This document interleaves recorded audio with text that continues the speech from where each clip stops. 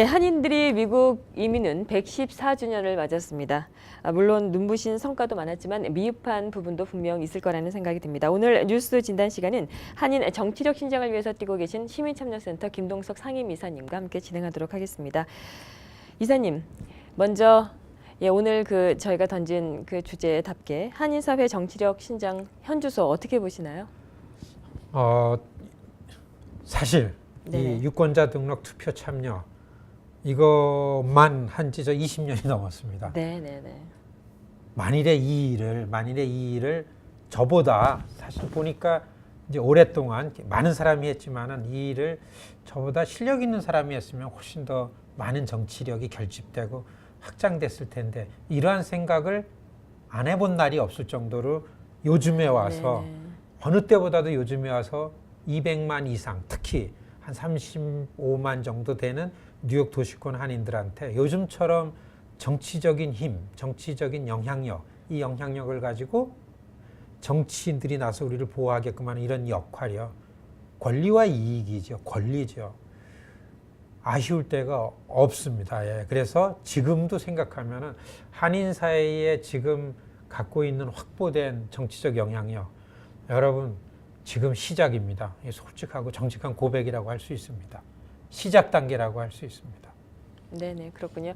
말씀 그렇게 해주셨지만 정말 아무나 할 수 없는 일을 지금 해주시고 계신 거라는 생각은 좀 듭니다. 예, 며칠 전에 한인 자영업자를 위한 영세한 자영인들을 위한 어떤 세탁업이나 이런 부분에 대한 예산 지원 이런 것들이 하원에서 제기가 됐습니다. 예, 상원에서는 채택이 안 됐는데요. 권익신장 계속해서 이제 외쳐오시고 계시는데 이 부분에 대해서 어떻게 생각하시는지요? 좀 책임 있게 생각합니다. 이게 어떤 내용이냐면요. 뉴욕주에서 많은 분들 기억나시겠지만은 90년대 중반 후반부에는 한인 첨가업계가 몸살을 앓았습니다. 그러다가 어느 날 갑자기 한 3, 4년 전에 한인 사회의 이 저변을 이렇게 튼튼하게 받치고 있던 네일업, 이건 미주동포 사회의 창조 경제입니다. 네일업이 위생, 조세, 노동 이런 면에 법을 지키지 않았다라는 부분이 이제 드러나가지고서 굉장한 이제 규제가 되고 감사가 나오고 이렇게 돼가지고 굉장히 어려움을 당했죠. 그리고 당하고 있죠. 이런 거를 보면서 뉴욕주 최초의 아시안이면서 하원 의원이 란킴입니다. 네네. 이게 3선째인데요. 잘해요. 왜냐하면 지역 출신이기 때문에 지역 현안을 좀 알기 때문에 이제 시민참여센터가 이분하고 만날 때마다 한인 자영업들, 특히 보면 영세 자영업들이 건강해야 되고 벌이가 좋아야만 된다. 안정되고 그러기 위해서는 이 한인 자영업주들이 미국의 비즈니스 관련한 법규를 잘 모르니까 이거를 많이 교육받고 그래야 된다. 그러려면 이게 공금이 있어야 되는데 공동의 이익이니까. 그래서 영세 이민 자영업을 체질 개선을 시키는 이 펀드가 필요하단 말이죠. 이제 이런 말씀을 란킴 의원하고 많이 했습니다. 그러니까 란킴이 3선이 되고 이걸 계속 고민을 했더라고요. 3선이 되고 그다음에 애시안 시대에 애시안 힘이 커지니까 힘이 생기니까 가자마자 처음에 가장 실속이 있는 법안이 한인 커뮤니티에 가장 많은 네일업과 세탁업 같은 영세 자영업의 체질 개선을 위한 이런 프로그램에 쓸 펀드를 멀티밀리언이죠. 한 300몇만 불, 300몇십만 불 될 겁니다. 이 처음이죠. 이게 재미 보면은 계속 늘려나갈 수가 있습니다. 우리가 낸 세금이죠. 굉장히 떳떳하게 하원이니까 하원에서는 이거를 예산안으로 만들어가지고 내년도 예산안에 이제 넣었죠. 하원에서.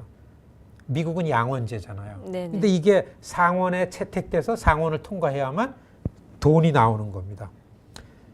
자, 우리 한인 커뮤니티 아직 상원이 없고 상원은 지역사회 민원이다라는 것을 증명해 보여야 됩니다. 그래서요, 사실은 이거를 지난 연말에 란킴 의원이 펀드 예산안을 넣은 다음에 상원을 대책하느라고서 시민참여센터에서는 그 위안부 결의안 패티션 할 때처럼 뉴욕에 있는 여러분 이 패티션에 웹사이트 들어가가지고 클릭해 주십시오. 그러면 우리는 그 시스템이 있어가지고 나는 여기 동의한다. 어디에 사는 누군데 나는 동의한다. 이렇게 한번 클릭 한 3분만 앉아 있으면은 자기 지역 상원의원한테도 가고 주지사한테도 가고 하원의원한테도 가고 이 시스템이 돼 있습니다.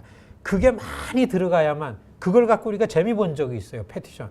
그래서 그런 풀뿌리 툴이 도구가 있다라는 게 알려져 가지고서 하원에서는 또 랑킴 의원은 케이스 보고 시민참여센터 그걸 계속 하는데 저희가 사실 한 2달 동안 열심히 했어요. 그런데 이게 내일 파동이 있은지 많이 지나서 그런지 한인 자영업주들이 여기에 호응하는 게 굉장히 약했습니다. 네, 오히려요. 네, 네, 오히려 중국계가 한 3배로 많았습니다. 네. 근데 이게 좀 약했기 때문에 차기 년도, 회계년도 예산안에 상원에서 채택이 안 됐다. 그런 거죠. 아, 정치력이 아직 부족하구나. 그 말씀을 이제 언급하셨기 때문에 우리 이 시청자분들이 이게 뭔가를 정확하게 좀 이해하시는 게 중요합니다. 참여, 클릭 한 번입니다. 5분 왜 못 앉아 있습니까? 이렇게 생각이 되어지더라고요. 그래서 만일에 한 3,000명만, 3,000명까지 한 2,000명만 한 달 사이에 패티션이 3,000명 가면은 거의 한 1,000명 정도는 한 지역의 상원의원한테 패티션이 갈 겁니다. 그럼 우리 그거 씩씩하게 들고 가서 이거다 너 그 팩스 라인에 봐라. 그러면 보여지거든요. 지역 현안이다. 그러면서 이제 내리 누를 수 있었는데 여러분 요게 좀 약했습니다. 이러한 부분 참여할 때 정치력 결론은 한인 정치인이 많이 나오고 뭐 전반적인 대통령 선거 때 투표 참여 많이 하고 이것도 중요하지만은 아주 정리되고 결집된 정치력은 이런 일이 있을 때 자기의 이해, 자기의 이익을 위해서 5분 시간 내서 행동하는 거. 참여고 모범시민이고 정치력이다. 아주 이 정확하게 이렇게 행동하는 것만큼 나온다. 이 말씀을 드리고 싶습니다. 네네. 뭐 정치력 신장, 뭐 다 정치력 신장으로 다 귀결되는 그런 말씀이신 것 같습니다. 지금 여기 뉴욕하고 뉴저지에 지금 우리 정치력 신장을 위해서 정치인으로 지금 출사표를 던지신 분들이 좀 계시죠. 뭐 뉴저지를 두고 보면 37에는 공화당으로 저희 공화당에서, 공화당에서 나왔죠. 후보가 나오고 39에서는 민주당 후보가 지금 출사표를 던진 것으로 알고 있습니다. 이거에 관련돼서 어떻게 생각하시는지요? 출사표 그리고 후보, 한인 후보. 네네. 사실 저는 개인적으로 이 노이로제 정도 수준이다. 왜냐하면 네네. 이제는 이 동네에서 투표를 많이 합시다. 유권자 등록을 많이 합시다. 그러면 이제 좀 성과가 있어야 돼요. 사실 한인 정치인이라는 게 우리의 가장 중요한 목표는 아닙니다. 한인 정치인보다는 한인 사회라는 이 집단적인 정치적 영향력을 네네네. 만들어내고 확대시키고 결집시키는 게 우리의 가장 중요한 일이죠. 그런데 이 정치력 신장을 해나가는 과정에서 한인 정치인이라는 거는 굉장히 전략적으로 중요합니다. 한인 정치인이 나왔다. 그러니까 다 쳐다보고서 참여 많이 하고 정치력이 커지죠. 네네네. 지금쯤 한인 밀집 지역에서는 한인 정치인들이 나와야 될 때입니다. 특히 뉴저지 버겐 카운티 인근 지역, 뉴욕의 플러싱을 중심으로 하는 한인 밀집 지역에서는 한인 정치인들이 나와야 맞습니다. 그래서 사실 한인 정치인들이 케이스가 유권자 등록 운동한 다음서부터 나도 꽤 많이 후보자도 나왔고 당선된 분들도 있어요. 많다고 하기는 어렵지만. 그런데 지금에 와서는 이게 한인들의 정치 참여의 열기만큼이나 한인 정치인들이 당선이 안 되기 때문에 이게 좀 지루해졌어요. 사회운동이라는 거는 운동 수준을 유지가 돼야 됩니다. 어느 시점에 가서 모멘텀을 만들어서 이게 점프도 하고 이런 탄력을 가져야 흐름에 부응을 하는데 한인 사회, 한인 정치인 만드는 데에는 전략적으로 하지 않았기 때문에 여러 가지가 있죠. 정치인으로 나가려면 커뮤니티의 펀드레이징 대책이 있는가. 그 다음에는 우리는 아직 표가 소수니까 내가 이 당으로 나갔을 때는 이 당의 다수 유권자인 정당에 등록된 주류 백인 타인종 유권자들한테 내가 어필할 만큼 퀄리파이가 돼 있겠는가 이런 거죠. 퍼블릭 섹터에서 봉사활동을 많이 했는가, 내 경력을 볼 때 에듀케이션 백그라운드도 그에 부응하는가, 이 동네에 대해서 많이 그렇게 알 만큼 참여해 왔는가, 뭐 이런 것들입니다. 이런 자격이 자질이 이것들 검토해야죠. 그 다음에 이제 개인적으로 셀프 트레이닝을 계속 해나가야죠. 이런 부분들을 잘 검토해서 이렇게 나오면은 저는 이만큼 됐다 그러면은 괜찮은 한인들이 살고 있는 시의 시장이 나와야 되고 주 스테이트 레벨의 정치인들은 나올 때가 됐다 이렇게 생각됩니다. 대표적인 게 이제 란킹 같은 사람이라고 보는데요. 그리고 이게 한인 밀집 쪽에서는 어디서 이렇게 찝어가지고 당에서 내리 누르는 어느 스타성이 와서 되는 거는 그건 그래스루트 방식이 아니죠. 그런 차원에서 볼 때, 측면에서 볼 때는 가장 중요한 거 이제는 파시빌리티가 중요합니다. 당선 가능성. 당선이라는 거는 당내 경선, 프라이머리에서도 당선돼야 되고 종래는 11월 파이널 일렉션에서 마지막 본선거에서 당선돼서 어디의 시장은, 어디의 주의원은 한인이다. 이런 게 나와야 되는데 여기까지 책임 있게 가능성을 갖고 나오는 게 중요합니다. 더 이상 후보자로 나와서 당선이 안 되면은 본인의 좀 책임 있게 느껴야 되는 때가 왔다 이거죠. 옛날 같으면 한 10년 전 같으면 여러분 그래도 한인들의 관심을 집중시키고 참여도를 높이기 위해서 많이 입후보하고 많이 실패하고 그래야만 성공합니다.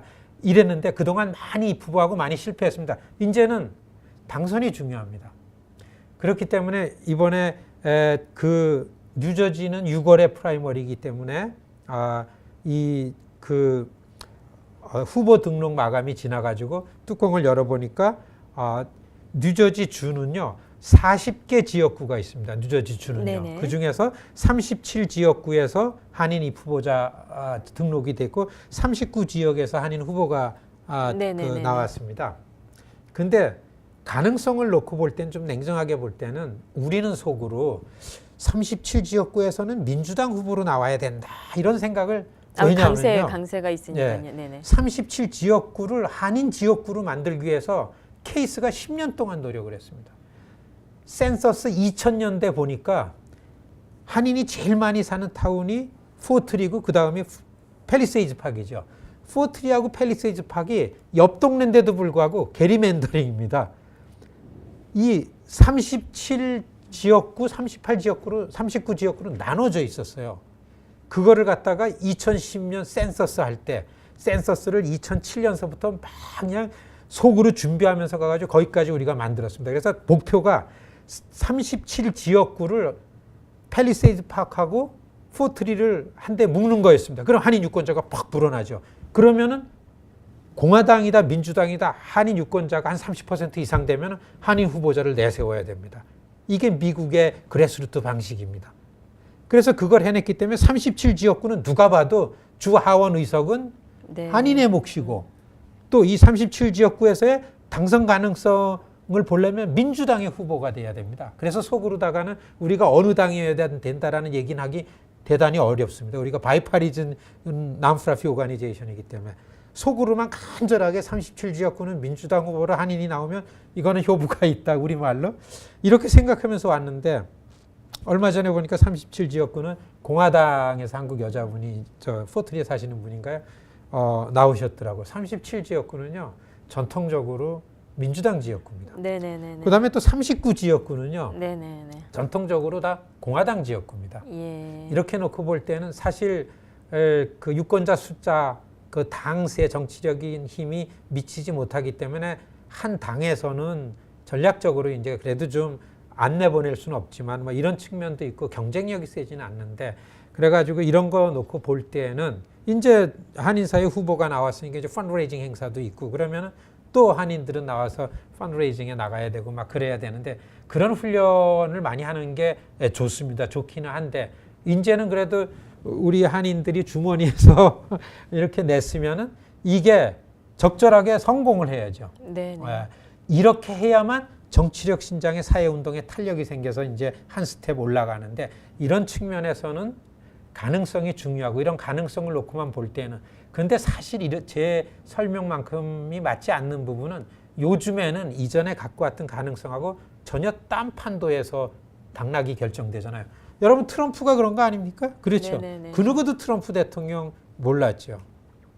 이렇게 놓고 볼 때는 좀 열심히 해서 한인 후보들을 중심으로 정치력 결집하는 거는 올해 과제이긴 한데 뉴욕이나 뉴저지나 이제는 한인 후보들이 한인 지역에서 나올 때에는 당선에 대한 책임 있는 입장을 가지고 나와야 될 때가 됐다. 이 자리를 빌려가지고서 그런 의견을 좀 조심스럽게 좀 이렇게 내놓고 싶습니다. 네네.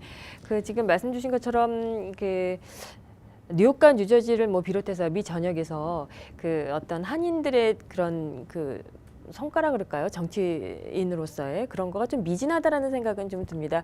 이 실질적으로 한인들의 어떤 소득률이나 이런 걸로 놓고 봤을 때는 교육열이나 굉장히 높은 거에 비해서 굉장히 미진하다라는 그런 생각이 드는데요. 이런 부분에 대한 왜 그럴까요? 이런 부분에 대한 생각은 어떠신지요? 그래서요. 네네. 그래서 저는 정치력 신장이란 얘기를 많이 하지 않습니다. 이제는 뭐냐면 여러분 우리는 미국 시민입니다. 사람은요 현실이 기본입니다. 우리 미국 실정법 하에 있어요. 이게 우리의 현안입니다. 저는 사실 80% 이상 이게 우리의 현실이라고 보는데요. 우선 미국 시민입니다. 그건 뭐냐면요. 여러분 우선 우리가 아이덴티티는 코리안 아메리칸이지만 일단의 미국 시민, 모범 시민이 돼야 됩니다. 그러려면 참여를 해야 되는데 미국이라는 거가 미국이라는 나라, 미국이라는 이 사회가 뭔지를 정확하게 좀 잘 알면은 정치 참여라는 거는 기본이라는 걸 알게 돼요.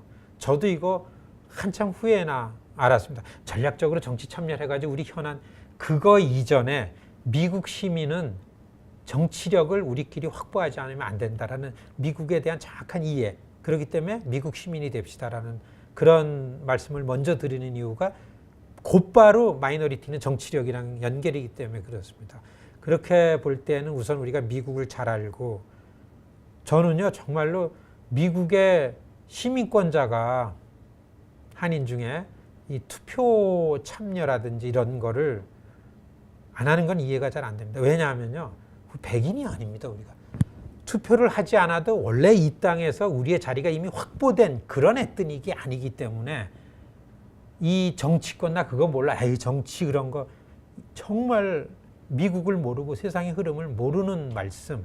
이건 제가 어디 가서나 자신 있게 그 얘기할 수 있는 부분이라고 생각합니다. 그런 측면에서 우리가 아직 이민 100년 훨씬 지나고 있는데 이제는 미국 시민이 됩시다. 아이덴티티 문제죠. 그런 다음에 올바른 모범적인 미국 시민인 것만 잘 유지하면은 가만히 있어도 모국에 대한 애국 활동은 그냥 있는 자체가 애국입니다. 왜냐하면 미국 시민의 이슈가 되는 거 아닙니까? 한국 관계가. 그럼 한미 관계는 미국 정치인들이 알아서 관계를 유지하는 거죠. 유태인들이 그런 방식이니까. 그래서 여러분 미국의 모범 시민이 되는 거, 미국을 많이 아는 거는 백인 친구 많이 있는 거는 그래서 미국의 이런 비즈니스 잘 하신 거는 미국을 잘 안다라고 하려면 결국에는 미국의 그 의무, 권리에 밝게 참여하는 이 정치 참여, 투표 많이 하는 거 그게 가장 입증해 주는 거라 그거를 소홀히 했기 때문에 지금 시기처럼 한인 커뮤니티가 갖춰야 될 정치력 이 서류 미비자만 해당되는 거 요즘 아닙니다. 이게요. 영주권자들을 파악하려는 의도가 주류 백인이 주도하는 이민국에 이게 있어요. 트럼프 권력에. 그렇기 때문에 이민 문제 갖고 들어가지고 영주권자 중에서 어떡하고 정말 이렇게 가다가 잘못 검색당해가지고서 어떻게 레코드를 쳐보니까 과거에 무슨 음주운전했다 그러면 그거는 시민권, 영주권 이걸로 이제 구분할 겁니다. 사회복지 혜택도 그렇습니다. 예. 이거는 뭐냐면 우리끼리의 정치적인 힘이 없으면 막아내기 힘든 거죠. 예. 미국이 이렇게 좀 변하고 있는 때에 너무나 우리가 정치력에 대한 이 다급한 걸 요즘처럼 느낄 때가 없었습니다. 네, 오늘 뉴스 진단은 한인사회의 정치력 신장, 정치력에 관련된 얘기를 나눠봤습니다. 네, 오늘도 좋은 말씀 고맙습니다. 고맙습니다.